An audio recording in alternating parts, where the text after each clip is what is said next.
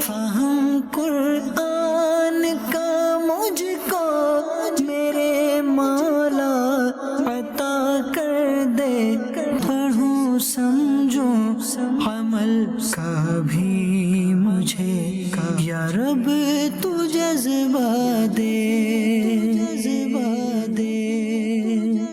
الحمدللہ رب العالمین والصلاة والسلام علی سید الانبیاء والمرسلین، اما بعد فاعوذ باللہ من الشیطان الرجیم، بسم اللہ الرحمن الرحیم۔ الصلاة والسلام علیک یا رسول اللہ وعلی آلک واصحابک یا حبیب اللہ۔ الصلاة والسلام علیک یا نبی اللہ وعلی آلک واصحابک یا نور اللہ۔ محترم ناظرین کرام، ہمارا پروگرام ہے احکام قرآن، اور ایک ترتیب کے ساتھ آیات احکام کی تفسیر اس پروگرام میں بیان کی جاتی ہے۔ سورہ مائدہ ہمارے مطالعے میں ہے، اور سورہ مائدہ کی آیت نمبر 2 ہم نے کسی وجہ سے چھوڑ دی تھی۔ اس میں حج کے احکامات بیان کیے گئے تھے، اور اس کے ساتھ ساتھ آیت نمبر 94 اور آیت نمبر 95 میں بھی حج کے احکامات بیان کیے ہوئے ہیں۔ تو ان 3 آیتوں کو ملا کر آج جو ہے وہ ہم پروگرام کریں گے، اور آج کے پروگرام کے اندر اس موضوع پر تفصیلی گفتگو ہوگی کہ ان آیات مبارکہ کے اندر اللہ تبارک و تعالیٰ نے کیا کیا احکامات ارشاد فرمائے ہیں۔ لیکن ایک بات اپنے پیش نظر رکھیں، ٹھیک ہے حج کے مہینے نہیں ہیں، حج کا موسم نہیں ہے، آپ نے حج کا ارادہ نہیں کیا ہوا یا آپ پر حج فرض نہیں ہے، لیکن ہم دراصل قرآن سن رہے ہیں۔ قرآن کیا کہتا ہے، قرآن میں کیا احکامات بیان کیے گئے ہیں، اللہ تبارک و تعالیٰ نے عبادتوں کے متعلق کیا تفصیل بیان کی ہے۔ تو چونکہ حج اسلام کے 5 اراکین میں سے ایک اہم رکن ہے، تو اس کے حوالے سے خود قرآن پاک میں جو تفاصیل بیان کی گئیں، یقینی طور پر ہمارے لیے اس کی تفصیل جاننا، اس کی تشریح سننا اور اس کے حوالے سے گفتگو سننا ایک اہمیت کا حامل ہے۔ امید کرتا ہوں کہ آج کے سلسلے میں کوئی 10 سے 12 اہم مسائل جو حج کے حوالے سے ہیں اس پر گفتگو ہوگی۔ آئیے سب سے پہلے آیت نمبر 2 کی تلاوت اور ترجمہ سنتے ہیں۔ يا أيها الذين آمنوا لا تحلوا شعائر الله ولا الشهر الحرام يا أيها الذين آمنوا لا تحلوا شعائر الله ولا الشهر الحرام ولا الهدي ولا القلائد ولا آمين البيت الحرام يبتغون فضلا من ربهم ورضوانا وَإِذَا حَلَلْتُمْ فَاصْطَادُوا وَلَا يَجْرِمَنَّكُمْ شَنَآنُ قَوْمٍ أَن صَدُّوكُمْ عَنِ الْمَسْجِدِ الْحَرَامِ أَن تَعْتَدُوا وَتَعَاوَنُوا عَلَى الْبِرِّ وَالتَّقْوَى وَلَا تَعَاوَنُوا عَلَى الْإِثْمِ وَالْعُدْوَانِ وَاتَّقُوا اللَّهَ إِنَّ اللَّهَ شَدِيدُ الْعِقَابِ۔ اے ایمان والو، حلال نہ ٹھہرا لو اللہ کے نشان، اور نہ ادب والے مہینے، اور نہ حرم کو بھیجی ہوئی قربانیاں، اور نہ جن کے گلے میں علامت آویزاں، اور نہ ان کا مال آبرو جو عزت والے گھر کا قصد کر کے آئیں، اپنے رب کا فضل اور اس کی خوشی چاہتے، اور جب احرام سے نکلو تو شکار کر سکتے ہو، اور تمہیں کسی قوم کی عداوت کہ انہوں نے تم کو مسجد حرام سے روکا تھا زیادتی کرنے پر نہ ابھارے، اور نیکی اور پرہیزگاری پر ایک دوسرے کی مدد کرو، اور گناہ اور زیادتی پر باہم مدد نہ دو، اور اللہ سے ڈرتے رہو، بے شک اللہ کا عذاب سخت ہے۔ محترم ناظرین کرام، اس آیت مبارکہ کے تحت اور اس کے بعد 2 اور آیت مبارکہ بھی ہیں، ان کی تلاوت و ترجمہ ہم بعد میں سنیں گے۔ مجموعی طور پر کن نکات پر آج گفتگو ہوگی، آئیے ان نکات کی فہرست ملاحظہ کرتے ہیں۔ سورہ مائدہ سے حج کے متعلق آیت نمبر 2، 94 اور 95 کے تحت بیان کیے جانے والے اہم نکات۔ آیت نمبر 2 کے تحت بیان کیے جانے والے نکات۔ نمبر 1، مذکورہ آیت مبارکہ کا شان نزول کیا ہے؟ نمبر 2، شعائر اللہ کے احترام کا حکم۔ نمبر 3، حرمت والے مہینوں کے احترام کا حکم۔ نمبر 4، ہدی اور قلائد سے کیا مراد ہے؟ نمبر 5، حاجیوں کے ساتھ بہتر رویہ اور ان کے مال و اسباب کی حفاظت کا حکم۔ نمبر 6، کیا کفار اور مشرکین مسجد حرام میں آ سکتے ہیں؟ نمبر 7، حج اور شکار کا حکم۔ نمبر 8، اس آیت کریمہ میں ایک عظیم اصول بیان کیا گیا ہے۔ وَتَعَاوَنُوا عَلَى الْبِرِّ وَالتَّقْوَى وَلَا تَعَاوَنُوا عَلَى الْإِثْمِ وَالْعُدْوَانِ، یعنی نیکی اور پرہیزگاری کے کاموں پر مدد کرنے اور برائی کے کاموں میں مدد کرنے سے روکے جانے کا حکم۔ سورہ مائدہ کی آیت نمبر 94 اور 95 کے تحت بیان کیے جانے والے نکات۔ نمبر 9، آیت نمبر 94 کا شان نزول کیا ہے؟ نمبر 10، جو حالت احرام میں ہو شکار کرنے کے تعلق سے اس پر کیا کیا احکام ہوتے ہیں؟ نمبر 11، آیت نمبر 95 میں اس بات کو بیان کیا گیا کہ کوئی حالت احرام میں اگر شکار کر بیٹھے تو اس کا کفارہ کیا ہے؟ آیت نمبر 2، اس کا شان نزول کیا ہے؟ آئیے سب سے پہلے تو اس کا شان نزول پر بات کرتے ہیں۔ ایک شخص تھا حتم، اور جس کا نام شرح بن ہند مفسرین نے بیان کیا، تو یہ نبی اکرم علیہ الصلوۃ والسلام کی بارگاہ میں آیا کہ آپ مجھے جو ہے اسلام کے بارے میں بتائیے کہ اسلام کس چیز کا نام ہے، میں اسلام میں جب داخل ہو جاؤں گا تو مجھے کیا کرنا پڑے گا؟ نبی اکرم علیہ الصلوۃ والسلام نے ارشاد فرمایا کہ تم صرف اللہ کی عبادت کرو، اس کے ساتھ کسی کو شریک نہ ٹھہراؤ، نماز قائم کرو، زکوٰۃ ادا کرو، رمضان کے مہینے میں روزے رکھو اور بیت اللہ کا حج کرو۔ حتم کہنے لگا کہ اس دین میں تو سختی ہے، میں اپنی قوم کے پاس جاتا ہوں، اگر وہ راضی ہوئی، انہوں نے اسلام قبول کیا تو میں بھی کر لوں گا، اور اگر نہیں راضی ہوئی تو پھر میں بھی اسلام قبول نہیں کروں گا۔ وہ شخص واپس چلا گیا۔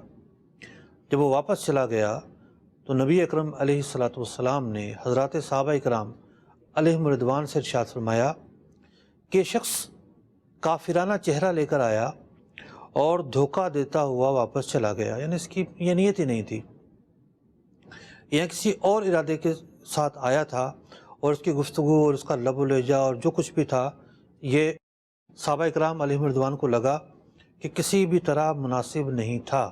چنانچہ کیا ہوا کہ صحابہ اکرام علیہم رضوان اس کے پیچھے دوڑے، اسے پکڑنا چاہا، لیکن یہ نکل گیا۔ لیکن ایک مرتبہ یہ حج کے موقع پر اپنے سامان تجارت کے ساتھ واپس آیا۔ حج کے مہینے احترام والے مہینے ہوتے ہیں، اب مکہ مکرمہ میں حج کے مہینوں میں یہ موجود ہے، ٹھیک ہے مسلمان نہیں ہے۔ صحابہ اکرام علیہم رضوان نے چاہا کہ اسے اس موقع پر دبوچ لیا جائے، تو چونکہ قرآن پاک جو ہے وہ تدریجاً نازل ہوا ہے، یعنی 23 سال کے عرصے میں اس کے احکامات نازل ہوئے ہیں، اور بہت سارے احکامات ایسے ہیں کہ پہلے ان کے حوالے سے جو رہنمائی دی گئی وہ اپنی جگہ پر حق تھی، لیکن بعد میں کچھ اور رہنمائی دی گئی۔ پہلے ایسا تھا کہ کفار بھی حج کرنے آتے تھے، مسجد حرام میں بھی آتے تھے، طواف بھی کیا کرتے تھے، بعد میں انہیں منع کر دیا گیا۔ اور یہ جو واقعہ ہے یہ اس ممانعت سے پہلے کا ہے کہ وہ کفار بھی پہنچے ہوئے جو حج کے مقامات ہیں ان مقامات پر، اور صحابہ اکرام علیہ رضوان نے چاہا کہ اسے دبوچ لیا جائے، تو اس موقع پر یہ آیت مبارکہ نازل ہوئی اور منع کر دیا گیا، یعنی اس آیت مبارکہ میں اس بات سے منع کیا گیا ہے کہ جب اجازت تھی حج کے لیے کفار بھی آیا کرتے تھے تو اس موقع پر انہیں نقصان نہ پہنچاؤ اگرچہ کہ یہ کفار ہوں، لیکن بعد میں آیات پیش کروں گا کہ مطلقاً جو ہے وہ مسجد حرام میں داخلہ ہی ان کا منع کر دیا گیا۔ تو یہ تو وہ گفتگو تھی کہ جو شان نزول کے حوالے سے میں نے آپ کے سامنے رکھی. اس آیت مبارکہ میں بنیادی طور پر 6 چیزوں سے منع کیا گیا ہے. شاعر اللہ کی بے حرمتی کرنا، جو حرمت والے 4 مہینے ہیں ان میں جہاد کرنا یا انہیں تبدیل کرنا. یعنی کفار کیا کرتے تھے کہ اگر رجب میں ان کو لڑائی کرنی ہوتی تو کہتے جناب یہ رجب کا مہینہ نہیں ہے، یہ سفر کا مہینہ ہے. تو وہ ٹائٹل کو تبدیل کر کے اور دل خوش کیا کرتے تھے کہ یہ نہیں ہے اس طرح. تو اس بات کی بھی مانت کر دی گئی کہ اس میں تبدیلی نہیں ہو سکتی. لوگ حج کے لیے جایا کرتے تھے تو پیدل جایا کرتے تھے اور پھر وہ اپنے گھروں ہی سے خاص جانور لے لیا کرتے تھے جنہیں ہدی کہا جاتا ہے، اور یہ ہدیہ سے نکلا ہے. تو یہ گویا کہ شکرانے کی قربانیاں ہوا کرتی تھیں، خاص اپنے ساتھ جانور لے کر جایا کرتے تھے. تو یہ جانور جو لوگوں نے اپنے ساتھ لیے ہیں اپنے گھروں سے، اور ان کے گلوں میں جو ہار ڈال دیے گئے. اب جانور تو ان کے ساتھ بہت سارے ہوتے تھے. مثال کے طور پر کوئی اونٹ ایسا بھی ہوگا کہ جس پر وہ سواری کرتے تھے اور واپسی بھی انہیں اسی اونٹ پر آنا ہے. اور ایک اونٹ وہ ہے کہ جو شکرانے کی قربانی کے طور پر لے کر گئے ہیں. تو پھر اس اونٹ کو ممتاز کرنے کے لیے، اس اونٹ کو، اس جانور کو نمایاں کرنے کے لیے ان کے گلے میں مختلف چیزیں ڈال دیا کرتے تھے. ان چیزوں کا نام قلائد قرآن پاک نے بیان کیا. وہ کیا ہے اس کی تفصیل میں عرض کروں گا. تو ایک بات یہ بیان کی گئی کہ وہ شکرانے کے جانور ہوں یا ان کے گلے میں ڈالی گئی نشانیاں ہوں، ان کی بھی بے حرمتی نہیں کرنی. اور جو لوگ حج پر آ رہے ہیں ان لوگوں کی جان، مال، عزت، آبرو، اس کی بھی حفاظت کرنی، ان کی بے حرمتی نہیں کرنی. نمبر 5، کسی دشمن پر قابو پا کر حد سے زیادہ بدلہ نہیں لینا. دشمنی کے بھی آداب بیان کیے ہیں قرآن نے. نمبر 6، برائی پر اپنی قوم کی مدد نہیں کرنا. تو یہ 6 وہ باتیں ہیں جس کی ممانعت اس آیت مبارکہ میں بیان کی گئی. اب ہم یہ کے بعد دیگرے کچھ تفصیل کے ساتھ مختلف چیزوں کو لے کر چلتے ہیں. اس آیت مبارکہ میں شاعر اللہ کی حرمت کا ذکر کیا گیا اور شاعر اللہ کی جو اہمیت ہے وہ بیان کی گئی. فرمایا گیا یا ایھا الذین آمنوا لا تحلوا شعائر اللہ. اللہ کی جو نشانیاں ہیں اسے حلال نہ کرو. یعنی ان کی جو حرمت ہے، ان کی جو عزت ہے، ان کا جو مقام ہے، ان کی جو بلندی عظمت ہے وہ قائم رہنی چاہیے. وہ کسی بھی طرح جو ہے وہ اس پر کوئی زد نہیں پڑنا چاہیے. مفسرین نے بیان کیا کہ شاعر جمع ہے اور اس کا جو واحد ہے وہ ہے اشہر. کہتے ہیں شعر کہتے ہیں ایک نشانی کو، ایک علم کو. علم اور نشانی کو جو ہے وہ شاعر کہتے ہیں. تو حج کے جتنے بھی مقامات ہیں وہ صحیح کرنے کی جگہ ہے، وہ طواف کرنے کی جگہ ہے، وہ رمی کرنے کی جگہ ہے، وہ مینا میں قیام کرنے کی جگہ ہے، وہ وقوف عرفات یعنی میدان عرفات ہے، مزدلفہ کا مقام ہے. یہ سب کی سب جو چیزیں ہیں یہ اللہ کی نشانیاں قرار دی گئی ہیں اور انہیں شاعر اللہ کہا گیا ہے. تو یہاں شاعر اللہ سے یہ مراد ہے. قرآن پاک میں اس مقام پر یہ مراد ہے، اور بھی چیزیں مراد رہی ہیں مختلف جگہوں پر. اسی طریقے سے یہ جو میں نے بیان کیا تفسیر نصفی سے بیان کیا. تفسیر ماتوریدی میں ہے سمیہ کل منسک من الحج شاعر اللہ. حج کے مناسک میں سے جو بھی مقام جگہ ہے اسے شاعر اللہ کہا گیا ہے. جیسا کہ فرمایا گیا ان الصفا والمروہ من شاعر اللہ. صفا اور مروہ بھی شاعر اللہ ہیں. والبدن جعلناها لکم من شاعر اللہ.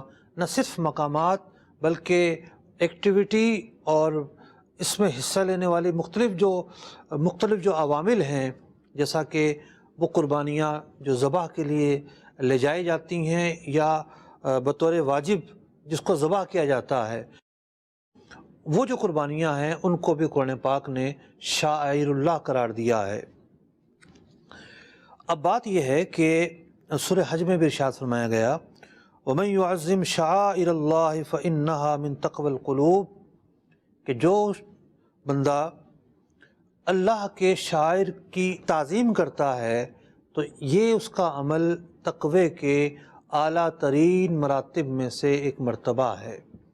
تو جس چیز کو اللہ تعالیٰ نے اپنی نشانی قرار دیا، اس کی عظمت کو بیان کیا، اس کی تعظیم کو بیان کیا، تو لا محالہ مسلمانوں پر لازم ہے کہ وہ ان کا اعلیٰ درجے کا احترام کریں۔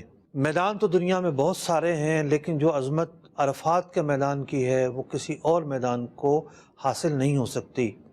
تو آیت مبارکہ کے پہلے جز کے اندر ہمیں یہ سیکھنے کو ملا کہ عبادت کی جو جگہ ہوتی ہیں ان کا اعلیٰ مقام ہوتا ہے، وہ اللہ تعالیٰ سے منسوب ہوتی ہیں، اللہ تعالیٰ کے ساتھ خاص ہوتی ہیں کہ بھئی وہاں کیا کرنا ہے، وہاں اللہ کی عبادت کرنی ہے۔ ان معنی میں تخصیص ہوتی ہے کہ وہاں کوئی اور کام نہیں ہوتا، کوئی اور ایکٹیویٹی وہاں پر نہیں ہوتی۔ تو یہ جو مقامات ہیں، یہ جو پہاڑیاں ہیں، پہاڑیاں تو سب پتھر کی پہاڑیاں ہوتی ہیں، لیکن جو مقام صفا اور مروہ کو حاصل ہے وہ مقام کسی اور پہاڑی کو حاصل نہیں ہے۔ اب یہاں سے یعنی یہ تو وہ صریح بات ہے، واضح بات ہے جو قرآن پاک نے بیان کی۔ علماء نے اس کے تحت اور بہت ساری باتیں بیان کی کہ اس کے علاوہ بھی اگر کوئی چیز ایسی ہو کہ جس کا تعلق اللہ سے جڑتا ہو وہ بھی شاعر اللہ ہوگی، جیسے کہ اولیاء اللہ کے مزارات۔ اولیاء اللہ سے کیوں محبت کرتے ہیں ہم؟ اللہ کا ان پر فیضان ہے، اللہ کا ان پر اکرام ہے، اللہ تعالیٰ نے ان کو عزت دی ہے، اللہ تعالیٰ نے ان کو مقام اور مرتبہ دیا ہے۔ یعنی قرآن و حدیث نے اولیاء کے فضائل کو بیان کیا ہے۔ تو جہاں اولیاء مدفون ہیں وہ جگہ بھی برکت والی ہوتی ہے۔ قرآن پاک میں فرمایا گیا کہ اللہ تعالیٰ لے گیا اپنے نبی کو مسجد حرام سے مسجد اقصیٰ تک، الذی بارکنا، اور وہ مسجد اقصیٰ جس کے ارد گرد ہم نے برکتیں رکھی ہیں۔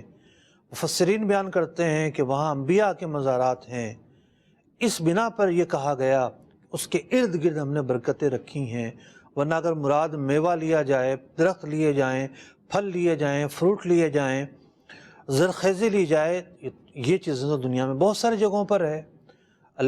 تو بارکنا حولہ کی جو تفسیر بیان کی مفسرین نے یہی بیان کی کہ یہاں اہل اللہ کے مزارات ہیں۔ تو ہم نے یہ جانا کہ شاعر اللہ کیا ہوتے ہیں، اس کی تخصیص کی کیا وجہ ہے اور ان کو اہمیت کیوں حاصل ہے۔ اس آیت مبارکہ میں جو دوسرا حکم بیان کیا گیا وہ یہ بیان کیا گیا کہ اے ایمان والو بے حرمتی نہ کرو، ولا الشہر الحرام، جو حرمت والے مہینے ہیں ان کی ہرگز بے حرمتی نہ کرو۔ زمانہ جاہلیت میں بھی ایسا ہوتا تھا کہ کفار رجب، ذوالقعدہ، ذوالحجہ اور محرم الحرام، یہ 4 مہینے ان میں قتال بند کر دیا کرتے تھے اور ان کا ایک خاص احترام ہوتا تھا۔ تو اس آیت مبارکہ کے اس حصے میں یہ بیان کیا گیا کہ ان مہینوں کا احترام کرو، اور جو بھی احکامات بیان کیے گئے ہیں ان میں لڑائی جھگڑا نہیں کرنا، اس بات کا یہاں حکم دیا گیا ہے۔ حدیث پاک میں بیان کیا گیا کہ نبی اکرم علیہ السلام نے ارشاد فرمایا، زمانہ گھوم کر اسی حیت پر آ چکا جس دن اللہ نے آسمانوں اور زمینوں کو پیدا کیا۔ سال میں 12 مہینے ہیں، ان میں سے 4 حرمت والے مہینے ہیں، 3 متواتر ہیں، ذوالقعدہ، ذوالحجہ، محرم الحرام اور رجب، جو کہ جمادی الثانی اور شعبان کے درمیان ہے۔ اب یہ جو حکم ہے سورہ مائدہ کے اندر، اس آیت کے اندر 3 چیزیں ایسی ہیں، یعنی حضرت ابن عباس رضی اللہ تعالیٰ عنہ بیان کرتے ہیں کہ سورہ مائدہ میں ایک آیت بھی منسوخ نہیں ہے، سوائے آیت نمبر 2 کے، اور آیت نمبر 2 میں بھی 3 احکام ایسے ہیں جو منسوخ ہیں۔ اس میں سے ایک یہ بھی ہے کہ پہلے یہ حکم تھا کہ کفار کے ساتھ، مشرکین کے ساتھ حرمت والے مہینوں میں جہاد نہیں کرنا، لیکن بعد میں وہ حکم منسوخ کر دیا گیا. میں اس کی تفصیل آگے چل کر بیان کرتا ہوں. دو باتیں بیان ہوئی اس آیت مبارکہ کے تحت. تیسری بات یہ بیان کی گئی، یعنی میں آپس میں ملا رہا ہوں بیچ کا چھوڑ کر. یا ایھا الذین آمنوا لا تحلوا، پہلے بیان کیا گیا شاعر اللہ، بے حرمتی نہ کرو شاعر اللہ کی. پھر بیان کیا گیا ولا الشہر الحرام، بے حرمتی نہ کرو حرمت والے مہینوں کی. اب آگے فرمایا گیا تیسری بات ولا الہدی ولا القلائد، اور بے حرمتی نہ کرو ان جانوروں کی کہ جو لوگ گھروں سے لے کر نکلتے ہیں حج کے لیے، اور نہ ہی ان پر جو پٹے ڈالے جاتے ہیں، نشانیاں ڈالی جاتی ہیں، ان چیزوں کی بھی بے حرمتی نہ کرو. اب بے حرمتی نہ کرنے سے کیا مراد ہے؟ یہ جو جانور جس کو قرآن پاک نے حج کہا، یا جو وہاں ذبح ہوتے ہیں، جو متعین ہو گیا کہ جی یہ حج کی قربانی میں ذبح ہوگا، یا پھر وہ جانور جو قربانی میں ذبح ہوتا ہے. ہم عام جو حج پر نہیں، اپنی عام روٹین میں جب ذوالحجہ کا مہینہ آتا ہے، قربانی کا موسم آتا ہے اور جانور خرید لیتے ہیں، تو شریعت یہ کہتی ہے اس جانور کی اب ایک خاص تعظیم ہے، اس کی بے حرمتی نہیں کرنی. وہ تعظیم کیا ہے جناب؟ وہ تعظیم یہ ہے کہ اس کے جو بال ہیں وہ کاٹ کر نہیں بیچے جا سکتے، یا اگر دمبا ہے تو اس کی اون کاٹ کر نہیں بیچی جا سکتی، اس پر سواری نہیں کی جا سکتی، اس کو اجرت پر نہیں دے سکتے کہ جناب آپ نے گائے لے لی ہے، متعین ہو گئی ہے وہ قربانی کے لیے، اور اب وہ آپ چاہتے ہیں کہ حل میں بھی چلے اور کچھ پیسے اس سے مل جائیں آپ کو. نہیں، کرائے پر نہیں دے سکتے، اس کا دودھ نہیں نکال سکتے، کسی دوسرے جانور کے بدلے اسے نہیں بیچ سکتے، سوائے اس کے کہ کوئی مستثنیٰ صورت شریعت کی اجازت سے متحقق ہو. اس پر سامان نہیں لاد سکتے، اور ذبح کے بعد اس کی جو رسی ہے، اس کی کھال ہے، اس کو اجرت میں نہیں دے سکتے، اور نہ ہی اس کو بیچ کر نفع اٹھا سکتے ہیں، بلکہ اس کو صدقہ کیا جائے گا. کھال کے متعلق یہ ہے کہ خود اگر رکھنی ہے تو اس کو باقی رکھتے ہوئے رکھا جائے. مثال کے طور پر مشکیزہ بنا لیا جائے، چٹائی بنا لی جائے، ورنہ اس کو اگر دینا ہے تو صدقے کے طور پر لوگوں کو دینا ہے، اجرت کے طور پر نہیں دینا. تو ہمارے یہاں عقیقہ بھی ہوتا ہے، اس کے علاوہ قربانیاں بھی ہوتی ہیں. تو بعض لوگ کیا کرتے ہیں کہ کھال کو کسائی کو اجرت میں دے دیتے ہیں. یہ جائز نہیں ہے. جو حرمت بیان کی جا رہی ہے اس طرح کے جانوروں کی، اس کا تقاضا یہ ہے کہ اس کے اجزاء سے کوئی بھی منفعت اور فائدہ اور بینیفٹ نہ اٹھایا جائے.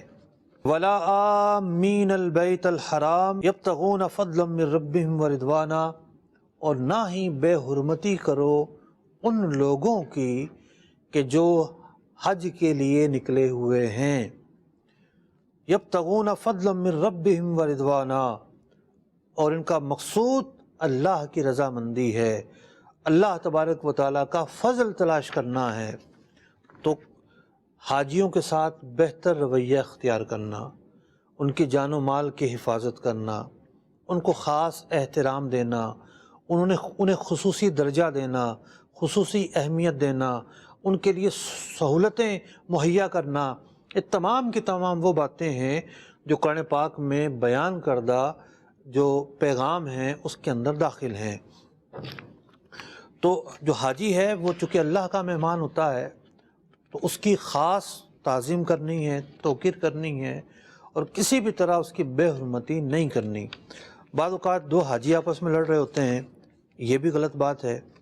دو حاجیوں کو بھی نہیں لڑنا چاہیے کہ دونوں ہی جو ہیں وہ اللہ کے مہمان ہیں، دونوں کی عزت ہے. ایک تو حرمت مسلم تو ہے ہی ہے، لیکن جب حرم میں آ گئے تو اب ایک گناہ 1,00,000 کے برابر، اور پھر وہ بندہ اللہ کا مہمان ہے، عبادت کے لیے آیا ہے، تو یوں اس کی اہمیت بڑھ جاتی ہے. تو اس کو جس طریقے سے بھی فیسیلیٹیٹ کیا جا سکتا ہے، جن کا کام ہے، جو انتظامیہ کے لوگ ہیں وہ اس چیز کا خیال رکھیں، جو سہولتیں دینے والے ہیں وہ اس اعتبار سے خیال رکھیں، اور بلا شبہ یہ قرآن کا حکم ہے اور اس پر عمل کرنے والے دنیا اور آخرت میں سرخرو ہوں گے. اگلی چیز یہ بیان کی گئی وَإِذَا حَلَلْتُمْ فَاصْطَادُوا، کہ جب تم احرام اتار چکو تو پھر شکار کرو۔ اب لفظ امر ہے شکار کرو، لیکن یہاں یہ حکم نہیں ہے۔ کوئی اگر ظاہری ترجمے کو لے تو وہ تو یہ سمجھے گا کہ احرام اتارنے کے بعد شکار کرنا لازم ہوتا ہے۔ تو ایک حدیث پڑھنے والے ہوتے تھے، وہ کیا کرتے تھے کہ جب بھی استنجا کرتے تھے تو پھر جو ہے وہ ایک عمل کیا کرتے تھے۔ ان سے پوچھا گیا کہ جناب یہ آپ کیوں کرتے ہیں؟ تو انہوں نے کہا کہ جی وہ حدیث میں آیا ہے کہ جب استنجا کرو تو وطر کے ساتھ کرو۔ تو وطر کا مطلب یہ تھا کہ طاق عدد میں پتھروں جو پتھر ہیں ڈیلے ہیں وہ استعمال کرو، 3 5 7۔ انہوں نے سمجھ لیا کہ اس کے بعد نماز پڑھنی ہوتی ہے جناب، تو ایک غلط معنی سمجھنے کی وجہ سے وہ کچھ اور ہی کرتے رہے۔ تو قرآن فہمی جو ہے اس کے بھی اصول ہیں، اور بہت سارے علوم جاننے کے بعد قرآن کا فہم حاصل ہوتا ہے۔ ان علوم میں سے ایک علم ہے اصول فقہ۔ علم اصول فقہ جو ہے وہ ضابطے اور قوانین بیان کرتا ہے قرآن کو سمجھنے کے۔ تو اصول فقہ کی کتابوں میں لکھا ہوا ہے کہ قرآن پاک میں اللہ نے جو حکم بیان کیا ہے، یہ حکم کم از کم 24 مختلف درجے رکھتا ہے۔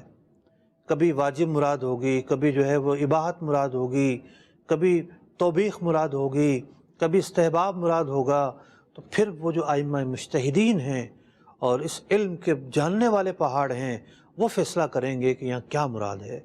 تو یہاں بظاہر تو یہ معنی نکلتا ہے کہ احرام جب اتر جائے تو اس کے بعد شکار کرو، بلکہ اس کا معنی حقیقت میں یہ ہے کہ حالت احرام میں شکار کرنا حرام تھا، اب حرام نہیں رہا، اب وہ تم پر حلال ہو چکا ہے۔ حرم کے باہر جا کے شکار کیا جا سکتا ہے۔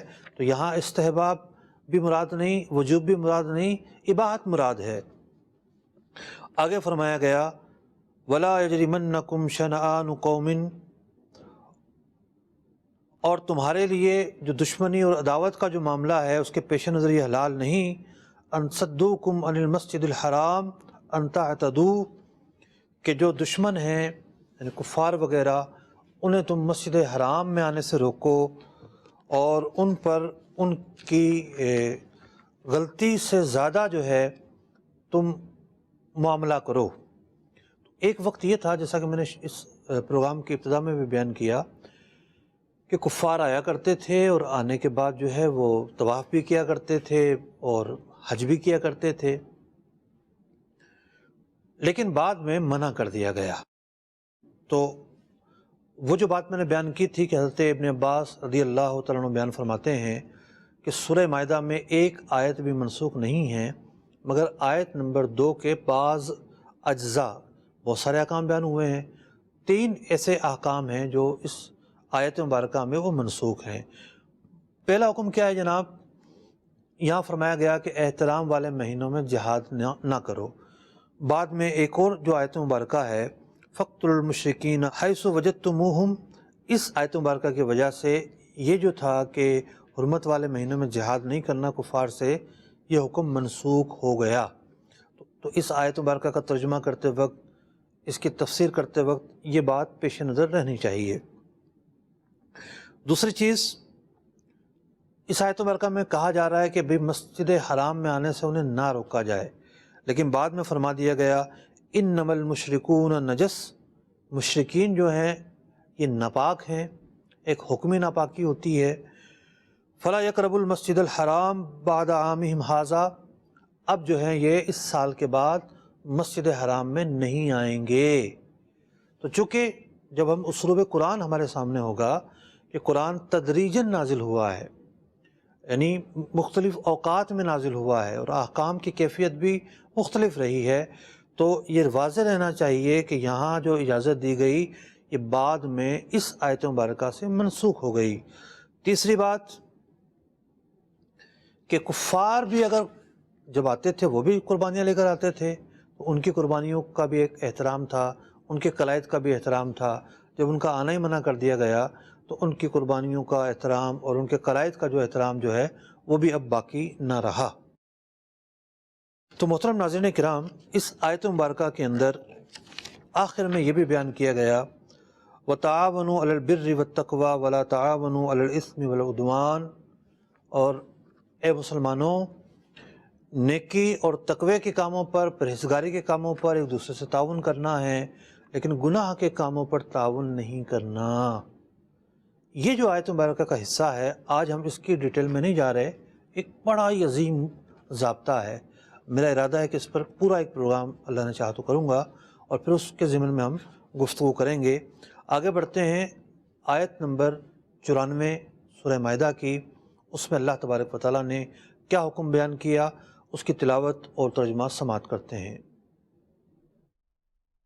يا أيها الذين آمنوا ليبلونكم الله بشيء من الصيد تناله أيديكم ورماحكم ليعلم الله من يخافه بالغيب فمن اعتدى بعد ذلك فله عذاب أليم۔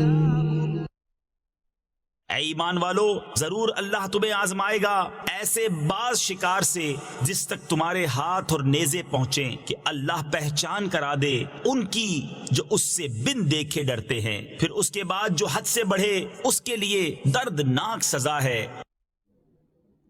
محترم ناظرین کرام، اس آیت مبارکہ کے اندر جو بھی حکم بیان کیا گیا اس کا ایک پس منظر ہے۔ تو سب سے پہلے تو شان نزول کی طرف آتے ہیں کہ شان نزول کیا ہے۔ حالت احرام میں جب بندہ آ جاتا ہے تو اس پر خشکی کا شکار کرنا منع ہو جاتا ہے، یعنی وہ شکار جس کو کھانے کے لیے کیا جاتا ہے، کوئی اگر درندہ ہے، کوئی مطلب کہ باولا کتا ہے، کوئی بھیڑیا چڑھ دوڑے، تو ان چیزوں کو مارا جا سکتا ہے۔ اسی طریقے سے چیل، کوا، چوہا وغیرہ ان کو بھی مارا جا سکتا ہے، اور مچھر، کھٹمل، چونٹی وغیرہ اس کو مارنا بھی معاف ہے۔ لیکن جو شکار سے جو مفہوم ہوتا ہے وہ بڑی واضح بات ہے کہ جناب سے مفہوم ہے کہ گوشت حاصل کرنے کے لیے جس جانور کو مارنا ہو تو احرام کی حالت میں آنے کے بعد شکار حرام ہو جاتا ہے۔ تو شکار جب حرام ہو گیا تو اب ہوا یہ کہ مسلمان عمرہ کرنے کے لیے گئے۔ پیارے آقا علیہ السلام کی قیادت میں کیسا قافلہ ہوگا، کیسا سفر ہوگا، کیا اس قافلے کے اندر نظارے ہوں گے۔ صلح حدیبیہ کے پاس پہنچے تو اب مدینہ منورہ سے احرام باندھ کر چلے تھے، 400 کلومیٹر پیدل چلنا، تو راستے میں اگر احرام میں نہ ہوتے تو شکار بھی کیا جا سکتا تھا۔ اب جب حدیبیہ کے مقام پر پڑاؤ ہوا اور کفار نے جانے سے روک دیا، ایک آزمائش اب یہ بھی آئی، بہت سارے جانور آ گئے، پرندے آ گئے جن کا شکار کیا ہاتھ سے پکڑا جا سکتا تھا، صرف نیزہ جانوروں کو مارا جا سکتا تھا۔ تو اس آیت مبارکہ میں بیان کیا جا رہا ہے کہ اللہ تعالیٰ نے ایک آزمائش لی۔ یا ایھا الذین آمنوا لیبلونکم اللہ بشیء من الصید، شکار کے ذریعے تمہاری آزمائش ہوئی۔ تنالہ ایدیکم، تم ہاتھ بڑھا کر پکڑ سکتے تھے۔ ورماحکم، تمہارے صرف نیزہ مارنا انہیں جو ہے وہ مار سکتا تھا، گرفت میں لا سکتا تھا، لیکن تم اس میں کامیاب رہے۔ تو ایک تو بات یہ ہے کہ اللہ تعالیٰ نے آزمائش بھی خود لی، سرخرو بھی خود فرمایا، دو خاص کرم فرمائے۔ تو پہلے سے بیان کر دیا آزمائش ہونی ہے، دوسرا یہ کہ اس آزمائش میں اللہ تعالیٰ نے مسلمانوں کو ثابت قدم رکھا۔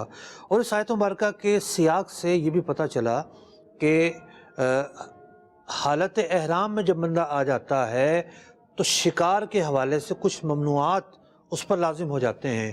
اس کی کافی تفصیل بھی ہے، ایک چارٹ ہمارے پاس ہے، اس چارٹ کے ذریعے آپ سمجھ سکتے ہیں کہ اس کے اندر کیا تفصیلات ہیں کہ جو حالت احرام میں آ گیا اس کو اب کیا نہیں کرنا پڑے گا۔ یہ بہت لمبی چوڑی باتیں لکھی ہوئی ہیں یہاں پہ، احکام حج پروگرام کے اندر میں اس کی تفصیل بیان کر چکا ہوں۔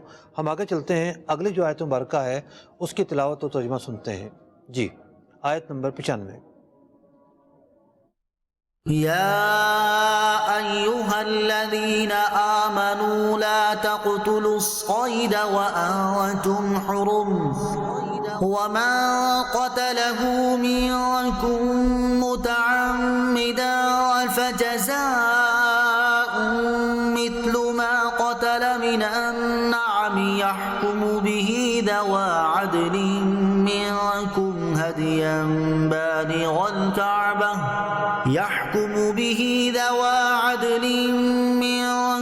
هديا بالغ الكعبة أو كفارة طعام مساكين أو عدل ذلك صياما ليذوق وبال أمره عفى الله عما سلف ومن عاد فينتقم الله منه والله عزيز ذو انتقام. اے ایمان والو، شکار نہ مارو جب تم احرام میں ہو، اور تم میں جو اسے قصدن قتل کرے تو اس کا بدلہ یہ ہے کہ ویسا ہی جانور مویشی سے دے. تم میں کے 2 سکہ آدمی اس کا حکم کریں، یہ قربانی ہو کعبے کو پہنچتی، یا کفارہ دے چند مسکینوں کا کھانا، یا اس کے برابر روزے کہ اپنے کام کا وبال چکھے. اللہ نے معاف کیا جو ہو گزرا، اور جو اب کرے گا اللہ اس سے بدلہ لے گا، اور اللہ غالب ہے بدلہ لینے والا. یا ایھا الذین آمنوا لا تقتلوا الصید وانتم حرم، جب تم حالت احرام میں ہو تو شکار کرنے کی اجازت نہیں ہے، اور اگر کر لیا تو پھر کفارہ دینا پڑے گا. گناہ بھی ہوگا اور کفارہ بھی ہوگا، توبہ بھی کرنی پڑے گی اور کفارہ بھی دینا پڑے گا. تو اس آیت مبارکہ میں سورہ مائدہ کی آیت نمبر 95 میں کفارے کو بیان کیا، جس کا خلاصہ یہ ہے کہ بھئی جس طرح کا جانور مارا تھا اس طرح کا جانور، اس قیمت کا جانور 2 آدمی فیصلہ کریں ہاں بھئی اسی قیمت کا جانور ہے، وہ حرم میں لے جایا جائے اور وہ پھر صدقہ واجبہ کے طور پر ذبح کیا جائے، کفارہ ادا ہو جائے گا. دوسری صورت یہ ہے کہ اس کی قیمت لگائی جائے. مثال کے طور پر اس کی قیمت لگتی ہے 20,000 روپے. 20,000 کی گندم خریدی جائے. گندم خریدنے کے بعد صدقہ فطر کے اعتبار سے اس کو تقسیم کیا جائے، 2 کلو کے حساب سے تقسیم کیا جائے، اور ایک فقیر کو جو ہے وہ گندم دے دی جائے. 20,000 کی گندم اگر بنتی ہے تو کتنے فقیروں کو دی جائے گی، ایک لمبی لسٹ ہے. تو جو پہلا مرحلہ ہے وہ آسان ہے. تیسری بات یہ بیان کی گئی کہ اب وہ گندم جتنے بھی صدقہ فطر میں تقسیم ہو رہی تھی، مثال کے طور پر 20,000 کی گندم تقسیم ہو رہی تھی کوئی 100 صدقہ فطر میں، تو پھر 100 روزے اس کے بدلے میں رکھے. تو یہ کفارہ بیان کیا گیا. تو اللہ تعالیٰ جو احکام بیان فرماتا ہے اس کی خلاف ورزی پر اللہ تبارک و تعالیٰ یہ بھی بیان فرماتا ہے کہ اب کیا کرنا ہے. یہ اللہ تعالیٰ کے احکام ہیں، وہ جو چاہتا ہے کرتا ہے، جو چاہتا ہے فرماتا ہے، وہ جو چاہے حکم فرماتا ہے، اور ہم بندے ہیں اس بات کے پابند ہیں کہ ان احکامات پر عمل کریں. اللہ تبارک و تعالیٰ قرآن پاک کو سیکھنے، سمجھنے، عمل کرنے کی توفیق عطا فرمائے. آمین بجاہ النبی الامین صلی اللہ تعالی علیہ وسلم. فہم قرآن کا مجھ کو میرے مولا عطا کر دے، پڑھوں سمجھوں عمل کا بھی مجھے یا رب تو جذبہ دے.